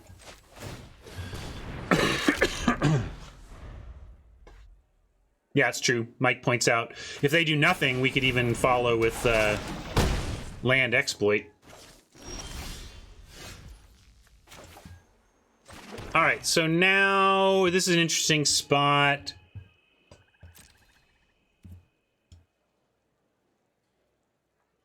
Fang's useless. No, that's not true. Fangs was not. That's not true. The Griff Rider was not going to grow if we were going to kill the 4/6. Yeah, so no attacks here.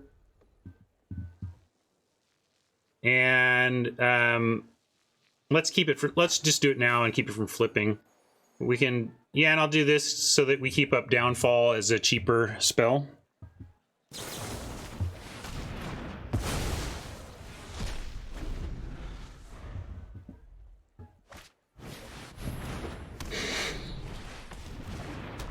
Didn't take him out. All right, gotta punish this now. Come on. Well, it is what it is. They get their Snarling Wolf, but we have a nice block on the Crawler at least.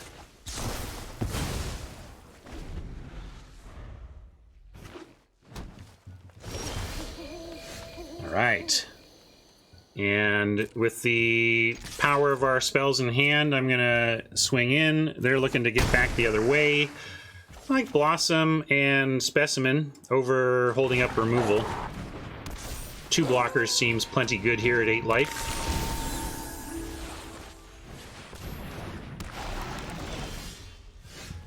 Glorious indeed. What are we doing besides managing clock? At 13...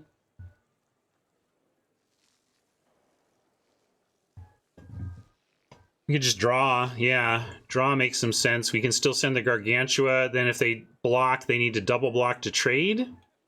We can send in the Weaver as well. But if we get trample, we get 6, 7, 8, 9, 10, 11 points of trample. 10, 9, 8, 7.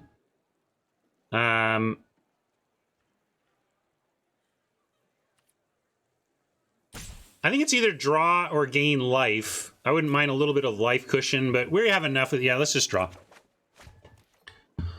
And then hold here.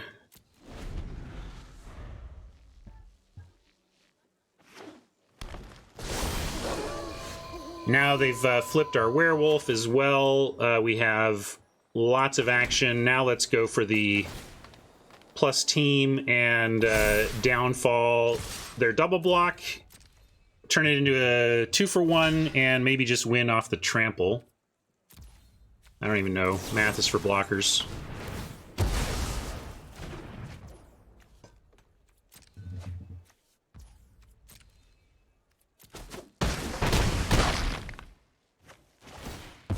Got a couple of cards. And I'm going to just use specimens. Okay, they're done. All right. Well, I made it to 1,000 gold. I am certainly pushing the edge of my clock. I don't think I could have won a game 3. So I'm glad we won in 2. Shut up. Shut up!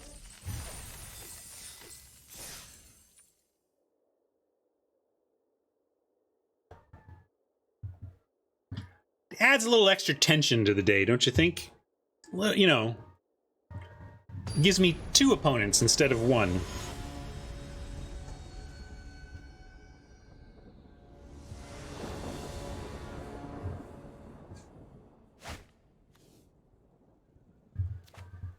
Nice. We'll keep that.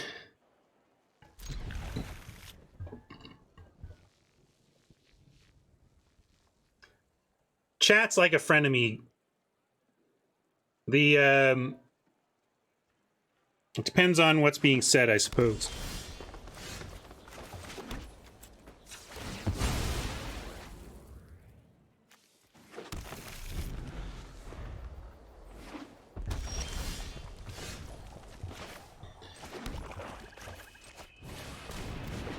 The Bears.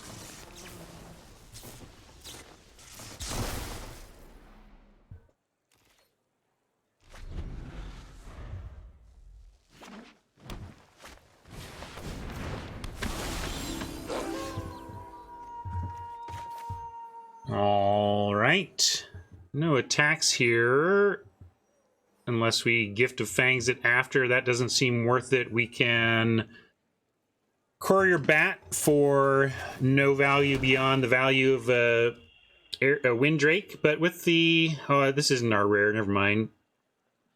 Yeah, looks like we got to run out the bat. I'm not going to not. I don't like attack finish, Mike. That is 2-for-1ing ourselves at this point in the game for this doesn't seem right to me.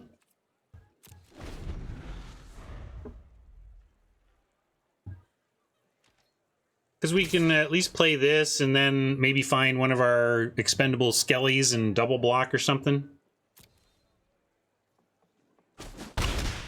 Yeah, I suppose. That's a lot of value to give up just to get a drain in.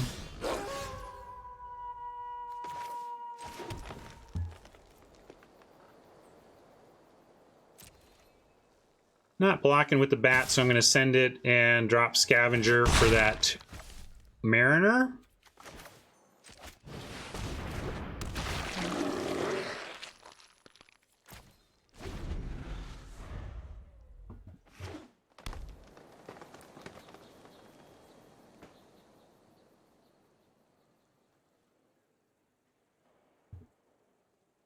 Now we have great blocks. If they send in, we got to question tricks, but basically 2/2 on and 2/3 Death Touch on Villager is trading Mind Leech Ghoul for the 2/3, which seems fine. Also forgot to do this again.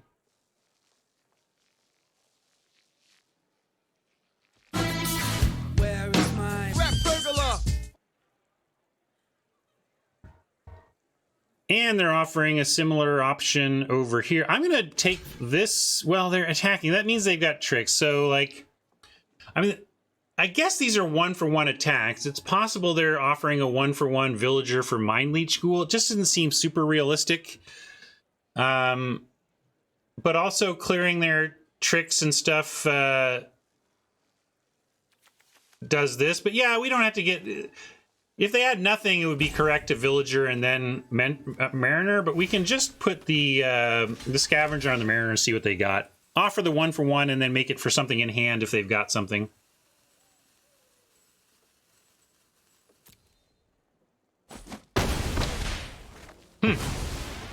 Looks like it was a legit offer. Interesting.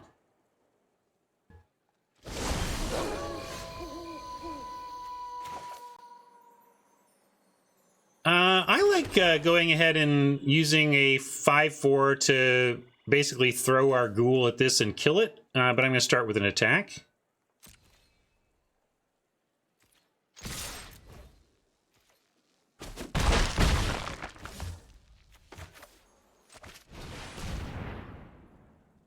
Does seem like bomb rares show up and take otherwise interesting Magic games and turn them into blowouts.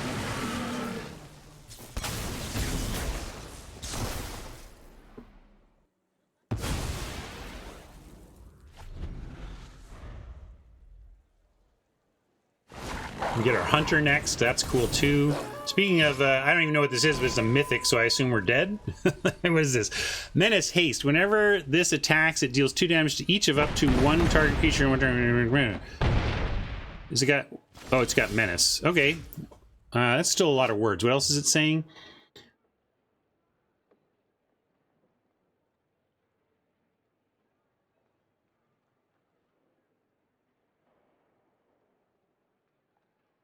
All right, so it can throw some good damage around, but we're in pretty good shape for that with the creatures we have. So let's keep racing.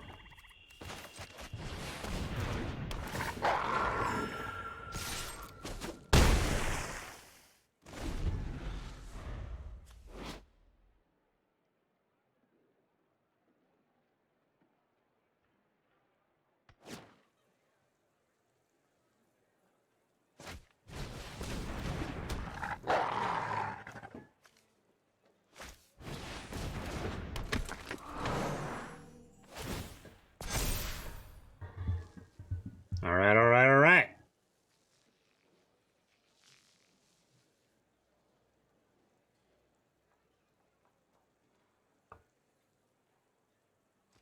What would be nice with a Scorpion? Hey, you know what's nice with our deck? Glorious Sunrise. You can even do this and potentially take out the pup. Let's take out the pup.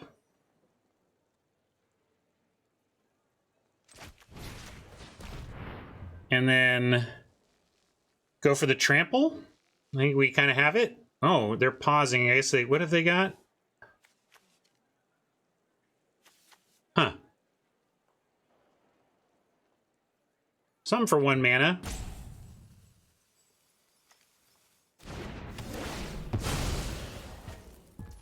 Is it Massive Might?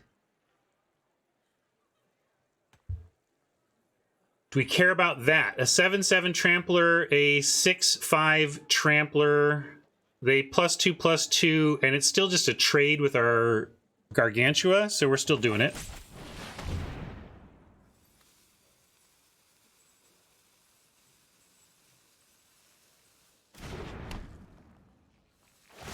Look at me doing combat math and stuff. You all are so lucky.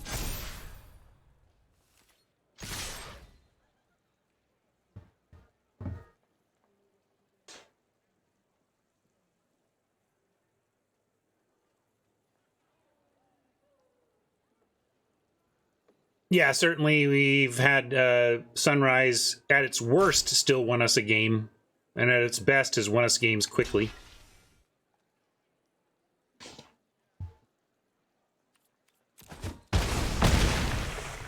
That's one block decision, I suppose.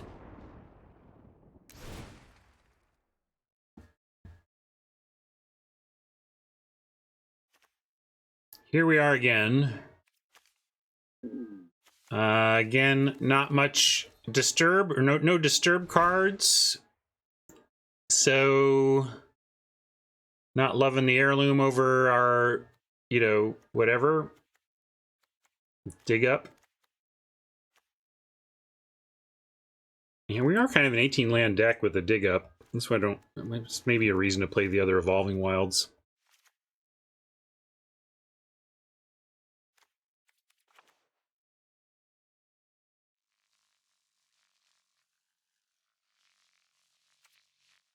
We'll do that.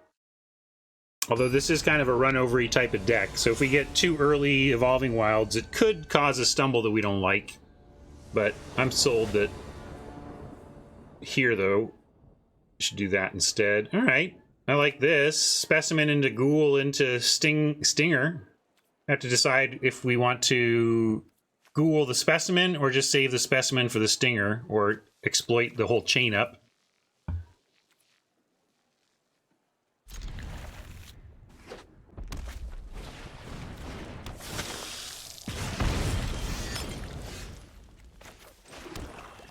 You sure we like this card? Papa just played it and I would like want a fist pump. But everyone's telling me this is good.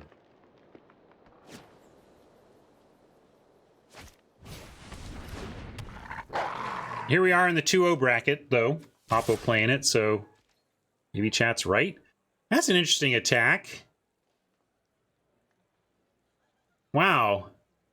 They must... No, they're thinking ahead to my exploit, maybe, but I'm going to say no blocks, and because I really want to exploit that. I don't want 1 damage. I don't want to take this card. I'd rather get a card from their hand for my specimen.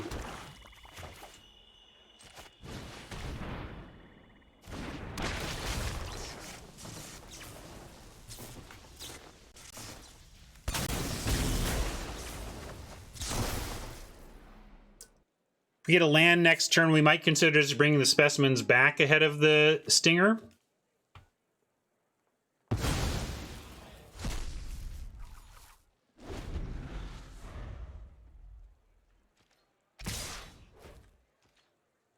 Well, they're offering this, and that's super interesting. What do you think it is? What is it about? What are they doing? Is it just is it the +2/+2 trick? They're just willing to trade +2/+2 for the ghoul? And maybe they're right, because, well, you say trade for the trick in their hand. We really need to find a land and, I think, exploit the ghoul. Of course, yeah, I think it's important enough to sack this to the stinger that I'm going to say no blocks here, Mike.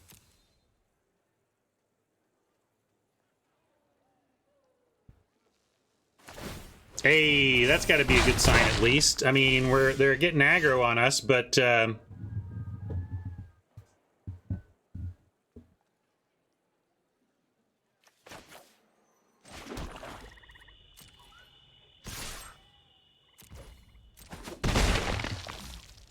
especially I really want to find not only the 3rd land that we luckily found, but the 4th land to get up to the bleed dries. Then I feel like we got our game back in full control. Oppo stuck on 2.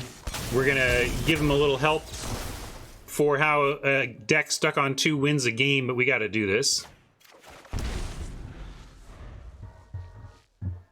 Now I'll throw some blocks and trade for the trick. Especially since, I mean, I don't like, this still got Death Touch.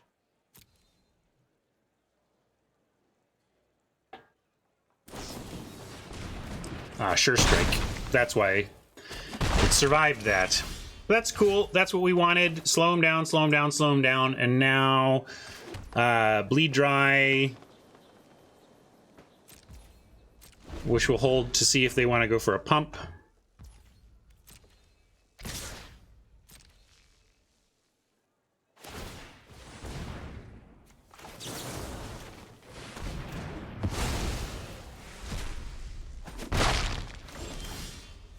Specimen says go ahead and play Specimen, threaten to just plain old block.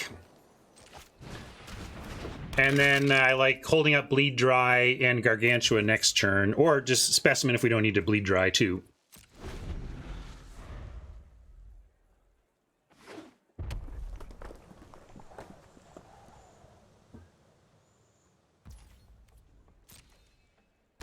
Still doing that. I mean, with this other Specimen to set up the Gargantua, we're for sure doing this.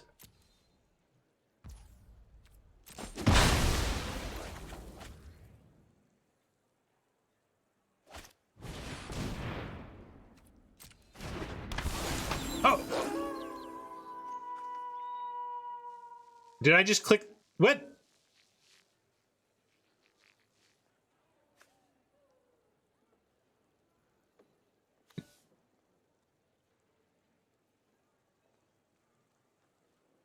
Oh, sorry. Whew, I was like, what happened? Thank you. It went, that day-night thing just made me think it flipped to my turn. Thank you, gang. I was just very confused there for a second. Whew. I was about to get mad at Arena. But thankfully, all good, all good. And we even have demons set up. Woo! Yeah, you're right. They should have said the poet. That's so appropriate, Rob. I'm not even charging you. You get that back.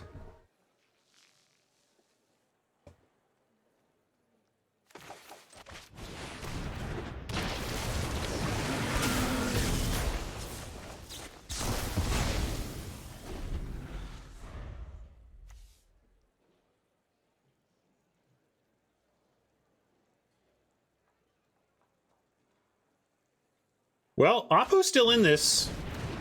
They say screw beats flood. I mean, they've had serious screw. So now we could Dreadfast Demon, and maybe that's just the thing. Is it fancy play syndrome to not do Dreadfast Demon? Because in the abstract, I'm thinking you could go Specimen, and then not have your Gargantua die. But let's start with an attack.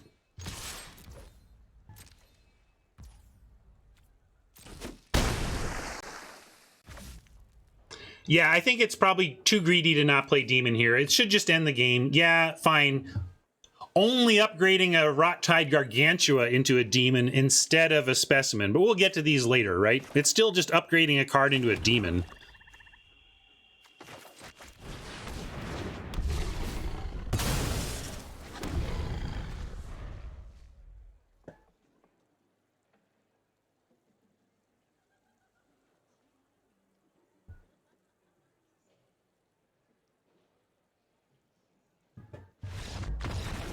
Yep.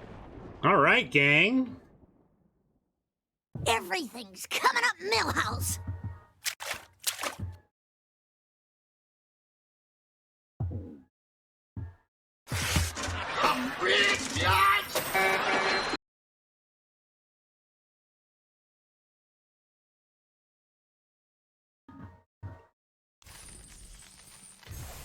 Very nice. Bad Harvest was a good deck.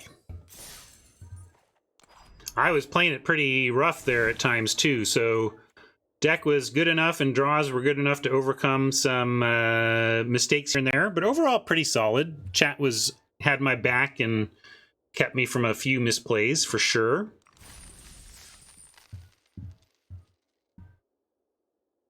Drakus doesn't like the bomb factor.